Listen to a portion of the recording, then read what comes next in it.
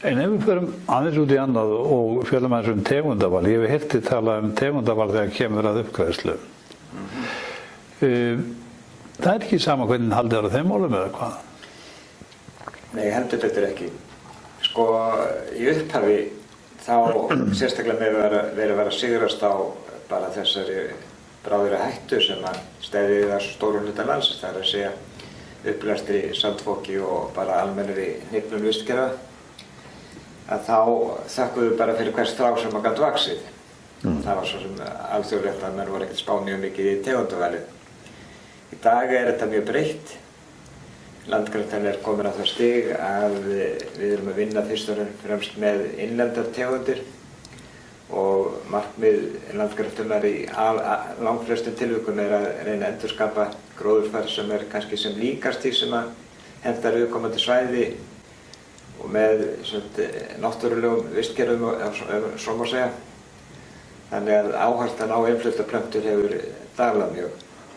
Ég var sjálfur svo ákafur uppgræðslu sinni á sínum tíma að ég var mjög hrifinn af lúpínunni til dæmis og gerði mikið því að til dæmis að rannsaka möguleikana á að rækta fræ af henni. Í dag dauðsí ég nú kannski eftir því að vissu leyti því að ég er orðinn skíthræddur við lúpínuna.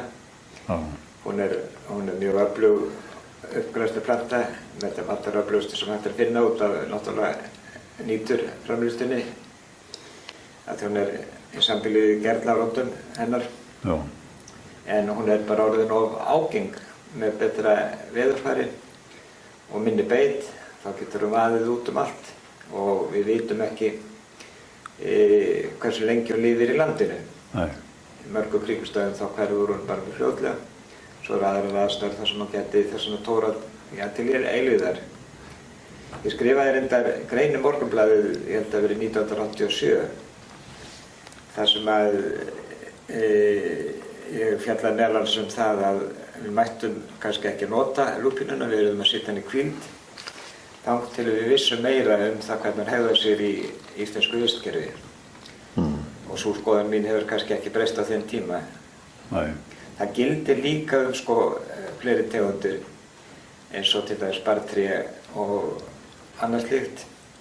Við þurfum að fara miklu skipulegar í það hvernig við breytum ásýnd landsins og við þurfum líka að passa upp á það að túrisminn til dæmis hann lærist á fegurð Íslands og eins bjánarlega þá hljómar kannski úr munni landgræðslumanns. Þá má velta fyrir sér hvort að sumar auðlindirnar sem við erum að horfa á eru kannski manngerðar, hvort að það séu auðlind í því formi sem þær eru, því að þessi dökka einkennilega fegurð. Hún fyrir marga mjög hrífandi og kannski vissulega einstæð í heiminum.